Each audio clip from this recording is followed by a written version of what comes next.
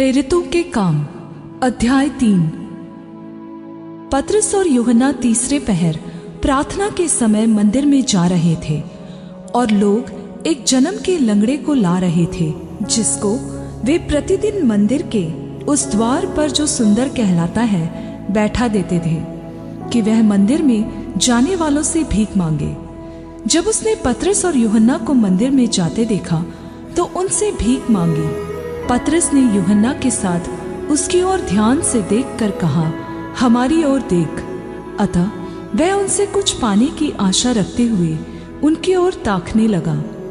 तब पतरस ने कहा, चांदी और सोना तो मेरे पास है नहीं, परंतु जो मेरे पास है वह तुझे देता हूँ। यीशु मसीह नासरी के नाम से चल फिर।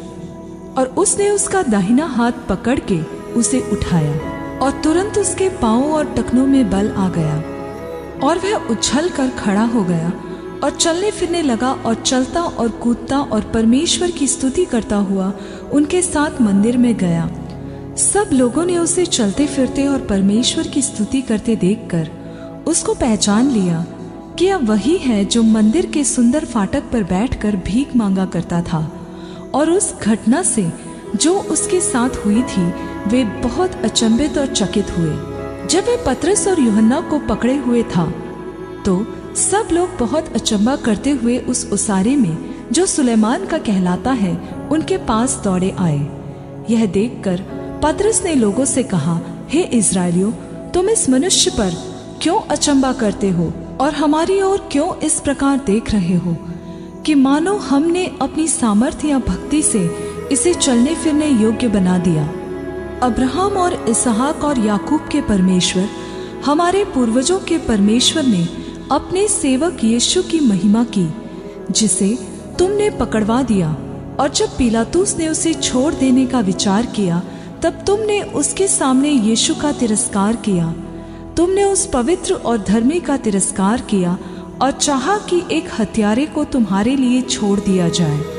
और तुमने जीवन के कर्ता को मार डाला, जिसे परमेश्वर ने मरे हुओं में से जिलाया, और इस बात के हम गवाह हैं। और उसी के नाम ने उस विश्वास के द्वारा जो उसके नाम पर है, इस मनुष्य को जिसे तुम देखते हो और जानते भी हो सामर्थ्य दी है। और निश्चय उसी विश्वास ने जो यीशु के द्वारा है, इसको तुम सब के सामने बिल्कुल भला चंगा कर दिया है। और अब हे भाइयों, मैं जानता हूँ कि यह काम तुमने अज्ञानता से किया और वैसा ही तुम्हारे सरदारों ने भी किया। परंतु जिन बातों को परमेश्वर ने सब भविष्यद्वक्ताओं के मुख से पहले ही बताया था कि उसका मसीह दुख उठाएगा, उन्हें उसने इस रीति से पूरा किया। इसलिए मन फिराओ और लौट आओ कि तुम्हारे पाप मिटाए जाए, जिससे प्रभु के सम्मुख से विश्रांति के दिन आए। और वह उस यीशु को भेजे जो तुम्हारे लिए पहले ही से मसीह ठहराया गया है। अवश्य है कि वह स्वर्ग में उस समय तक रहे जब तक कि वह सब बातों का सुधार न कर ले, जिसकी चर्चा प्राचीन काल से परमेश्वर ने अपने पवित्र भविष्यद्वक्ताओं के मुख से की है। जैसा कि मूसा ने कहा, प्रभु परमेश्वर तुम्हारे भाइयों में से तुम्हारे लिए मुझ जैसा एक भविष्यद्वक्ता उठाएगा, जो कुछ वह तुमसे कहे उसकी सुनना।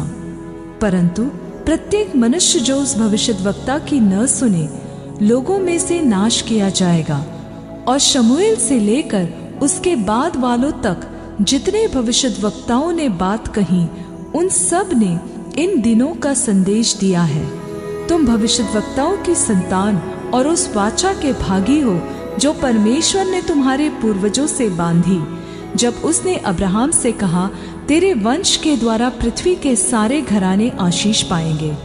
परमेश्वर ने अपने सेवक को उठाकर पहले तुम्हारे पास भेजा कि तुम में से हर एक को उसकी बुराइयों से फेर कर आशीष दे।